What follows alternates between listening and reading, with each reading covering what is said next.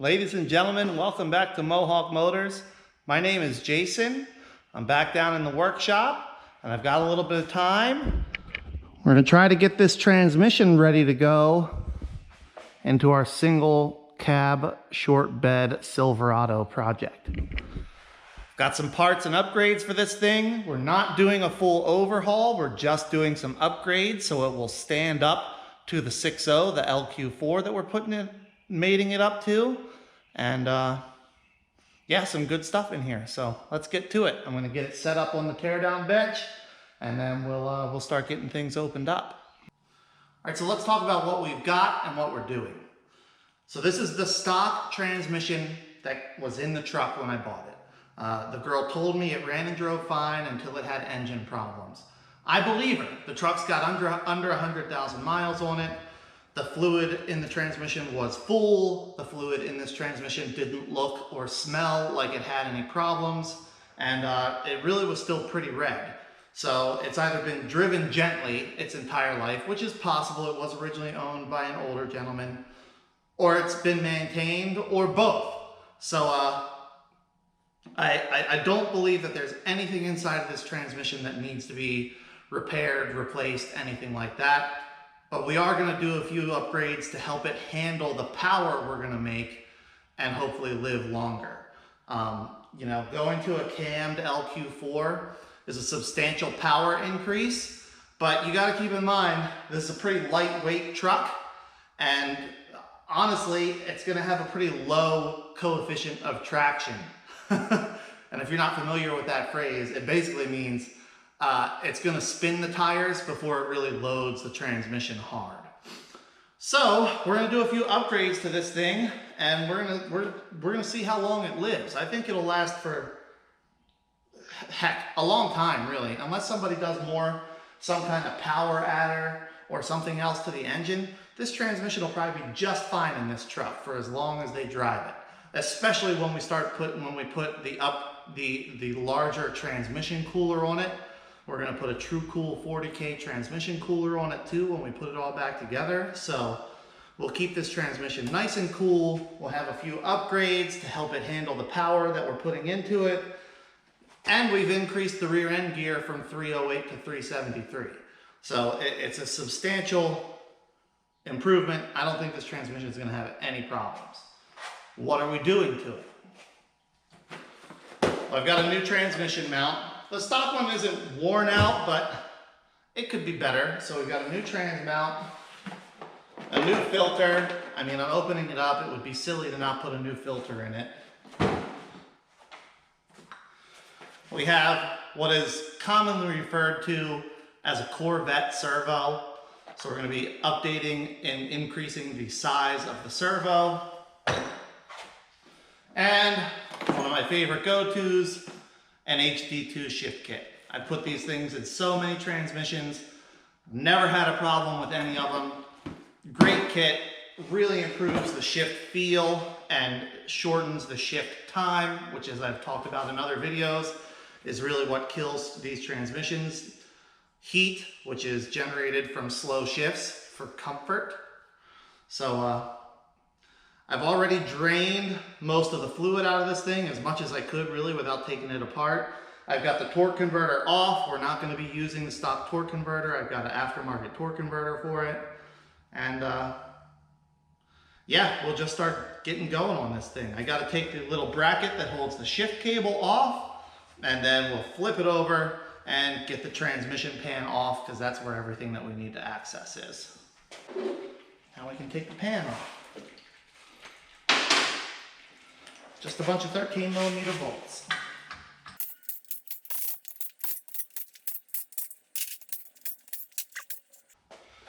All right, based on what I'm seeing here, I'm betting this transmission has never been opened up before.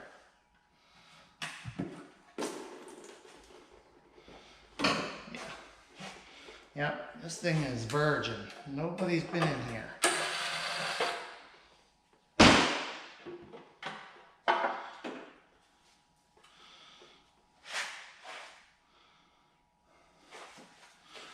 Really, I mean, that's a clean pan. A little bit of stuff, but I mean, it's got 80 or 85,000 miles on it, so you're going to expect something, but I mean, that's, as far as I can tell, this appears to be never opened before, and I'm not worried about that amount of stuff at all. Like, I would have expected more, to be honest. Now we have access. We can get going on our HD2 shift kit. I am going to wipe things off. And I'm going to review the instructions real quick before I start taking anything apart, just to make sure I don't forget anything.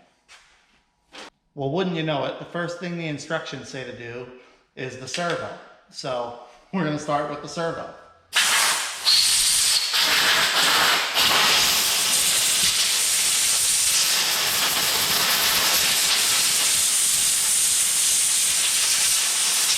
I'm just trying to blow all the debris, dirt, dust, whatever else out of this ring, because there's a snap ring in here that holds the servo cover. Sometimes it helps. Yeah, give that cover a little tap tap first. Make sure it moves. And then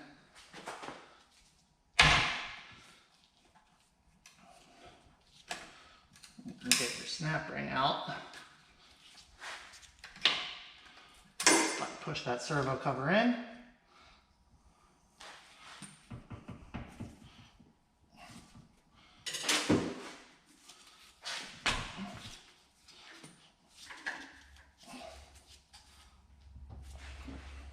And usually a pair of channel locks or something similar. You can get it to about there. Then you take your handy dandy pocket screwdriver and you hook that O-ring through one of these notches. Pull it tight, and then your servo cover will come out. Set that to the side. And then here is our servo.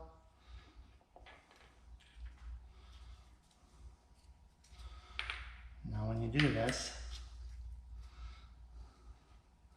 try to keep all your pieces in order, how they go, right? Now my instructions, I have some springs that I'm going to replace. There's a spring inside of here that I'm going to add a spring. There's another one I'm going to replace. I'm not going to show you every little detail of the kit, guys. If you buy the kit, it has the instructions. It'll tell you what to do. I don't want this to be like a 6-hour long video. I'm going to replace the parts that it says with my new servo, and then we'll put it all back together. Look at this fancy red servo cover that comes in my Corvette servo kit. Isn't that snazzy? Wowee. Okay, so I have to replace the spring inside of here. And I'm just going to use my clutch drum compressor to push down on this part. That will let me get the snap ring out. That will then release it so I can get and put in the spring that I need to. Guys, my little tool here is super convenient for doing this. My compressor, I got it on Amazon. It's not super expensive. I'll put a link in the description for you. But if you're not going to be doing enough transmissions that you feel like the tool is worth buying, you can absolutely do this with a couple C-clamps. You do not need to have this little clutch compressor tool.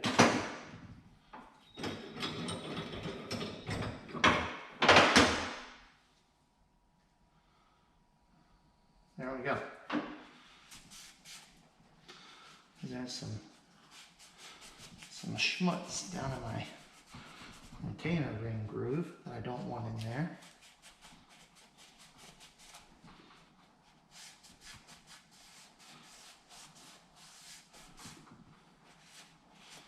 There we go.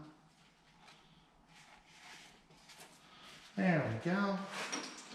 Now we go all back together. Our little shims. Our accumulator. F on our sealing ring.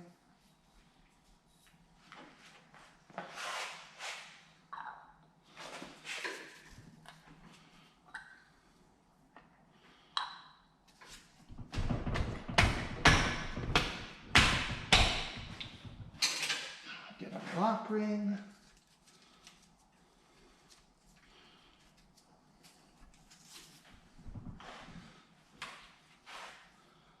Then we put it back in.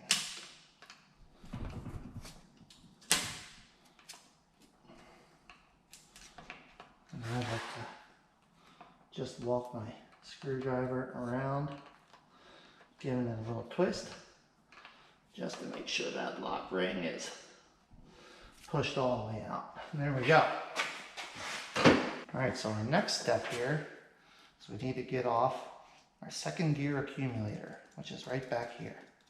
So that's a couple 10mm bolts.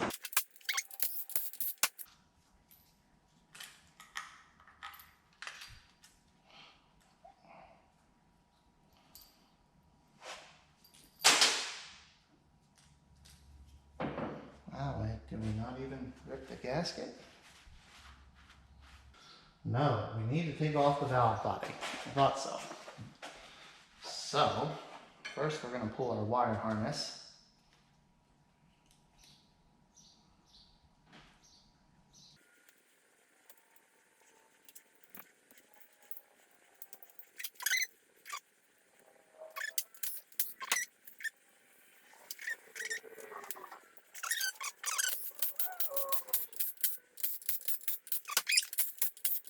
And there's our valve body is now free.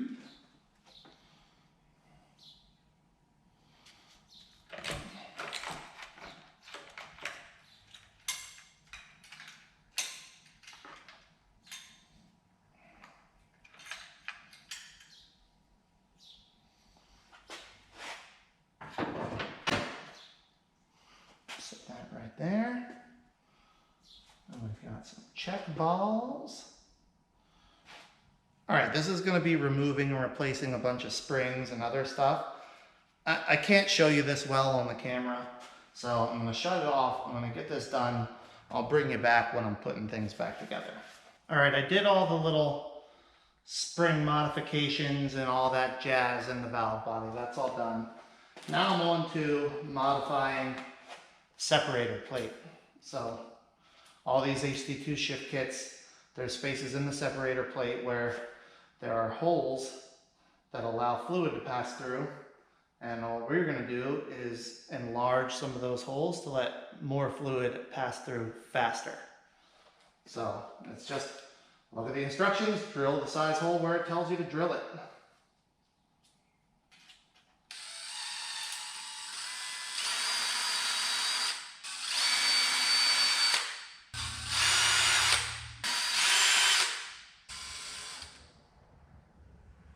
Okay, just like that, all my holes are drilled.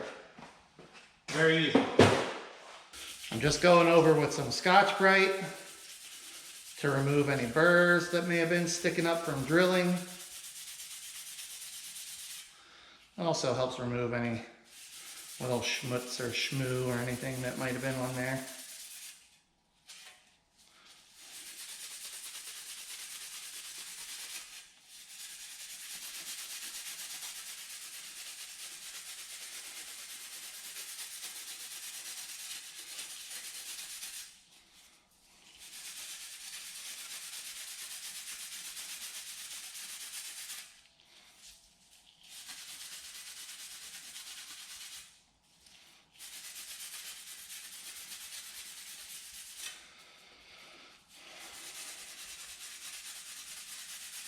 There we go, happy with that. Gonna clean it off.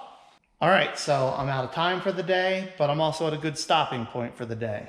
I should be able to get back down here tomorrow evening and finish it up, but the shift kit is done. I'm not gonna take the whole thing apart to plug the holes in the reverse input piston, but everything else is complete. I've made all the changes, all the modifications, put all the new parts in. taken all the old parts out that are supposed to come out. It's clean, it's doing what it's supposed to do. It passes my tests according to the instructions. So when I come back down here tomorrow, I can put it all back together, get everything sealed back up, ready to go, and then it'll sit until I can hook it onto the back of the engine. So I'll see you guys tomorrow and we'll finish this thing up. All right, everybody, it's the next evening, back down in the workshop here, and I left off with, it's time to put this thing back together.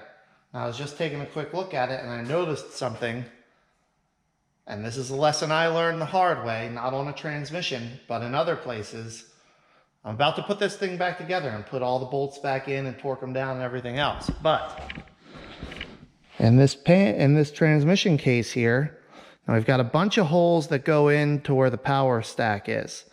And that stuff, those are through tapped. It's important to get the right bolt in the right place, but we don't have to worry about fluid or anything in there. But what we do need to be paying attention to is bolts that are blind tapped. So here's one on the corner, here's one here, here's one here, here's one here. And I can see just looking at it, they've got transmission fluid in them. Basic hydraulic theory, fluids do not compress. So if I try to tighten my bolt down into that hole, something's got to give. Either the fluid will find a way out or it will create a way out in the form of a crack. So I'm going to tip this thing up again. I'm going to make sure that I've got as much of this transmission fluid drained out of this thing as possible, just to make sure I don't have any in one of these bolts that's going to cause me a problem. I'll get you guys set up on the tripod, and then we'll tip it back down and we'll get this thing put back together. Woo!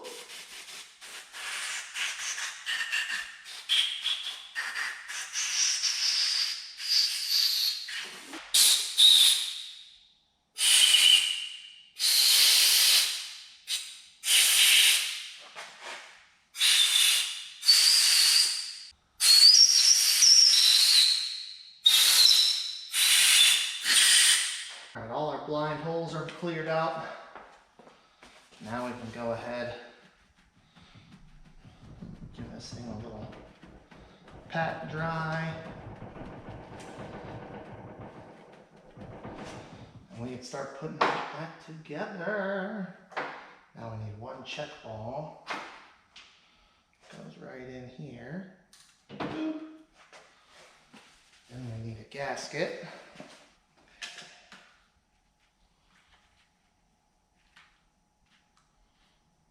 Here's our gasket for this side. All right, I got my two little screens back in.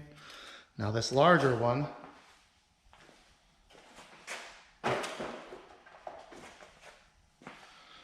gets this little device so it can't be sucked shut.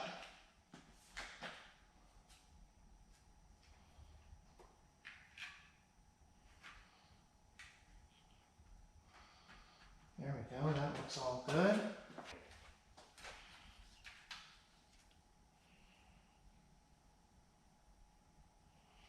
There we go. You go like this. That'll help keep everything where it belongs.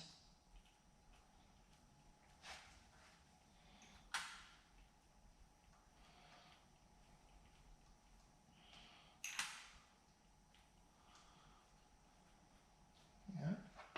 Now let's put some bolts in. Make sure everything's lined up. No particular place or order.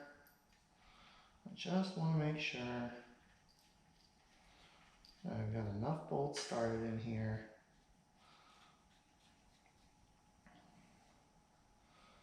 So when I torque this little plate down, I'm not going to go to put the other bolts in and things are going to be out of alignment. That'll be super annoying and frustrating. There we go, 96 inch-pounds.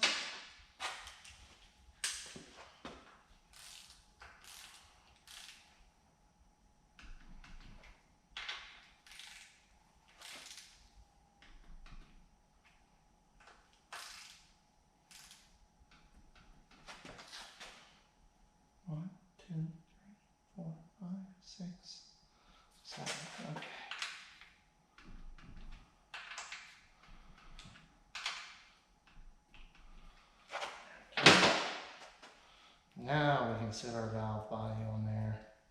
Guys, this is why I don't like show every step of transmission builds and things, because it takes time and I don't do these every day. So I don't have torque specs memorized. I don't have sizes of tools that I need memorized. Like, I'm just going through the manual and following the instructions. I'm not doing anything that any of you watching couldn't do. That time. I'll try to do a better job this time.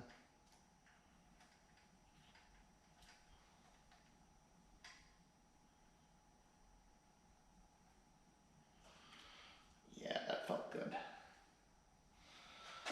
Okay, now I gotta get all these bolts in. Fortunately, the shift kit comes with a little guide here, a little quick reference.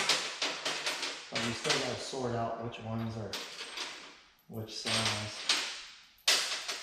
The nice thing here is all the bolts go to the same torque spec, 8 pound-feet.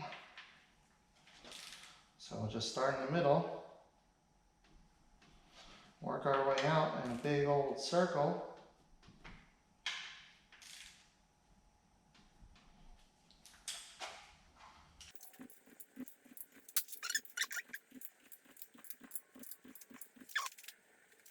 The accumulators also go to 8 pound-feet.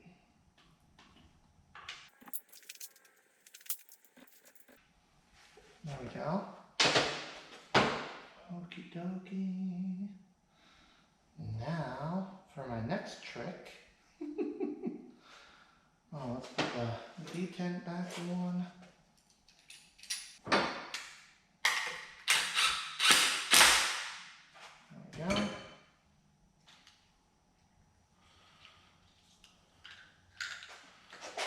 Which means we can get another valve out of our way here.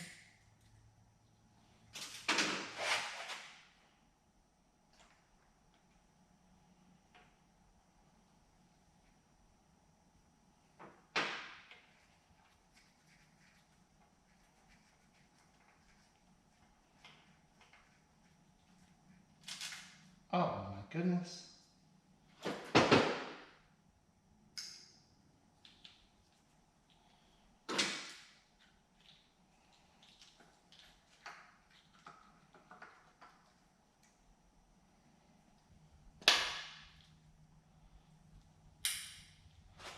Now my luck and Murphy's Law say that I'll get this all put back together, back in the truck, go for a test drive,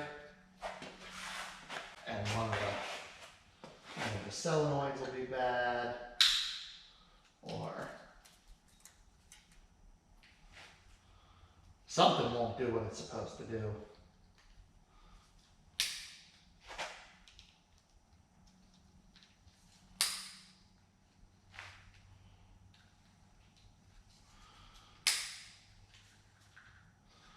But for today, we're going for it. We're going to hope that old Murphy and his law will leave us alone on this one. Alright, so we've got all our bolts torqued down. Our electronics hooked back up. Give that a little lube there.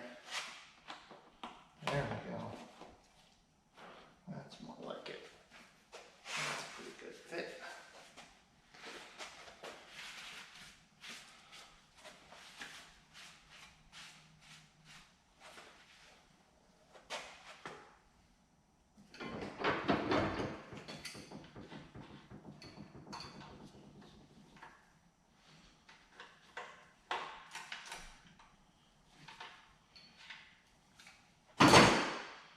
All right, I'm gonna clean the pan, then we'll put the pan back on. All right, team, well, I've got my pan all cleaned up, I've got my bolts all cleaned up, magnet cleaned up, got my new gasket here, and yeah, we're just gonna stick her back together, close it up.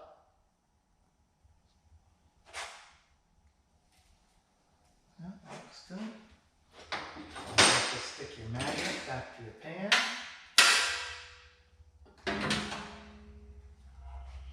Take a nice clean pan. Sit it right on there. And then get all your bolts in. Bolts, bolts. Come get your bolts. So you know what I'm waiting for on this one, guys? Comments. I can already see the 4L60 haters in the comments. It'll never last. You're gonna blow it up the first time you hit the gas. Blah, blah, blah, blah. Guys, we didn't go through and do a full build on this 4L60. The insides of it are still stock 4L60. But GM put these things in what I know, the heaviest thing that I know that GM used them in. You've got two things to consider when you're talking about transmissions and longevity, right? First thing is the amount of torque you're going to be inputting into the transmission. In our case, I'm honestly not sure what that engine is going to make for torque. It'll be a good runner, but I mean, maybe 400, maybe 450 pound-feet of torque. We're not talking about crazy amounts of torque here. It's a good bit, sure, but it's not crazy. Now, the other thing to consider, like I said, is the weight of the vehicle. Now, this truck, all said and done, I'm thinking somewhere around 6,000 pounds. Maybe, probably, hopefully less. I honestly can't remember how much one of these trucks weighs. And maybe, I think I'm actually way high on that. Maybe we'll be closer to like 5,000 pounds. But I'm thinking about this from a comparison standpoint. Now, the heaviest vehicles that I know of that GM put a 4L60 in from the factory is like a Yukon Denali or an Escalade, something like that, a big Suburban. And I know some of you are going to say, oh, well, those got a 4L65. You're right, they did get a 4L65. But the only real difference between a 4L60 and a 4L65 is the amount of planetary gears, or the number of pinion gears in the planetary gear sets. A 4L60 has 4 pinion gears in each planetary gear set. The 4L65 has 5 planetary gears, or pinion gears, in the planetary gear set. And otherwise, it's the same transmission. The sun gear shell is the same. The clutch packs are the same. The band is the same. Input shaft, output shaft, all the same. And those trucks were heavy. I mean, some of those were getting real close to 8,000 pounds by the time you considered all the seats and accessories and everything else. And they still had the towing package on them a lot of the times. So, you know, you could put another 6,000, 7,000 pounds towing behind it. And those transmissions, they held up in those things. I've seen, geez, I can't tell you, I've seen plenty of those trucks with the factory transmission that's likely never had any maintenance done to it at all, go 100,000 miles. And, I mean, if you really think about it, and what everybody says is a transmission that doesn't hold up, that won't take a little bit of a beefed up 6-liter, it just makes it sound kind of absurd. Like, the 4L60 has got to be, I mean, it can do some work. It can haul some weight. It can handle some torque. They're not this just useless transmission that everybody claims they are. The reason you see so many of them fail is because there are so many of them. These pan bolts go to 9 pound-feet. just the sheer number of these 4L60s that are on the road is astounding. I mean, every 1500 series pickup GM made from, oh goodness, from like 88 till 2008, 2009 had a 4L60 in it. All of the lighter SUVs, the Tahoes, the Suburbans, the Escalades, the Yukons, the Trailblazers, oh goodness, Blazers, S10s, so many, any and all of those little rear wheel drive packages, GM put a 4L60 in all of those things, or a 700R4, which is essentially the same transmission. There's just so many of them. You see them fail because nothing lasts forever, and there's just so many. I would say there are probably more of them on the road today than any other transmission. And just in my own experience, the ones I've had, if you've done the maintenance on them, which really isn't that big a deal, you drop the pan, you change the filter, and refill the fluid every 30,000 miles. But most people never do it, ever. And then when the transmission goes out at 160,000 miles, you know, you should have had 6 oil changes by then. Or sorry, 180,000 miles. You should have had 6 transmission services done by then. You've never done one. Yeah, of course you're going to have problems with that thing. So, if you came here to tell me it's not going to work, it's not going to hold up, you're not going to change my mind. Between a not crazy amount of torque we're putting into this transmission and a lighter than most application that we're using it in, this thing will be just fine. Plus we've got 373 gears. That rear end gear, it helps to alleviate some of the stress on the transmission. It gives it a little bit more mechanical advantage to get the vehicle moving.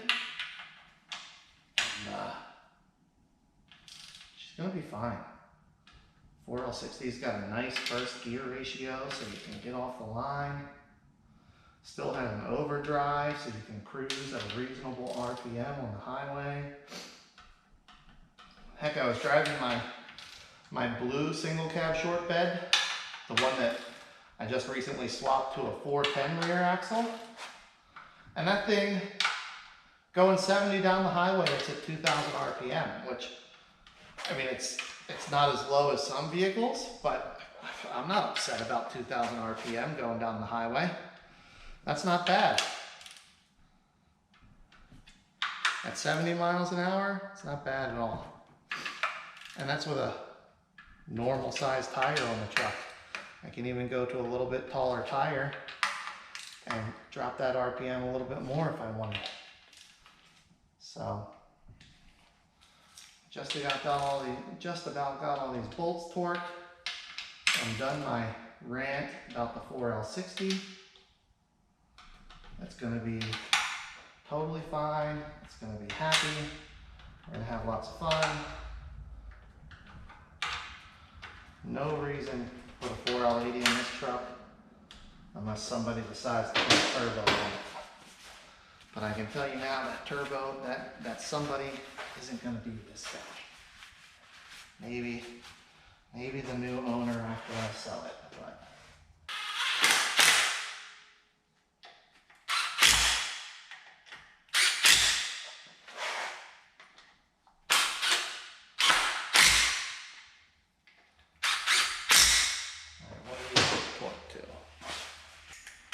Alright, these bolts on the extension housing go to 26 foot-pounds.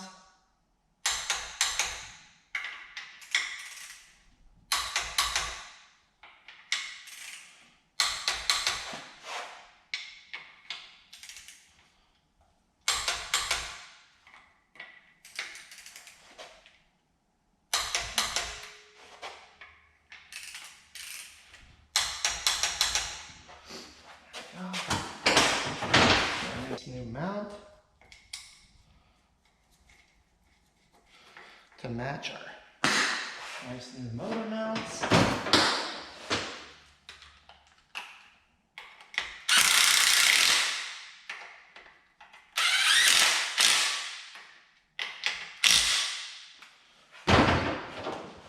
What do you think? Also 26 foot-pounds? That's what I think. Same size bolt. Going into the same material.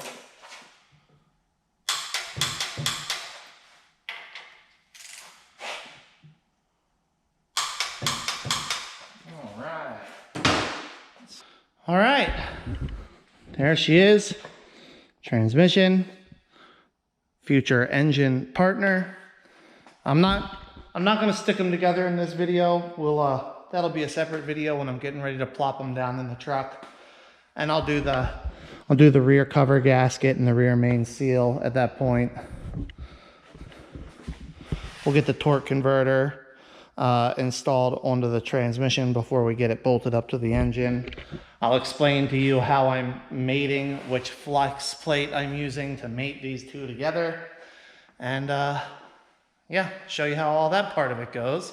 We're gonna have the luxury on this one of being able to sit the engine and transmission down into the chassis without the body on the truck. So I think that'll be really nice also when the time comes. But that's it for this video, guys. Transmission is together. I think it's gonna perform flawlessly in this truck. We're not gonna have any problems. It's gonna be really nice to drive this thing and have fun with. And we're just chipping away one little piece at a time. Thanks so much for watching. Hope you enjoyed. Again, like I can't show you just the nitty gritty, every detail of this thing because the video would be forever long. Like in the 2 evenings I've been working on this transmission, I've got 7 or 8 hours into it. So I'm not trying to make videos that long. You'll have the instructions, you can do it. But I hope this helps. Maybe hopefully this gives you the confidence to try it on your own. Until then, until the next video, guys, take care.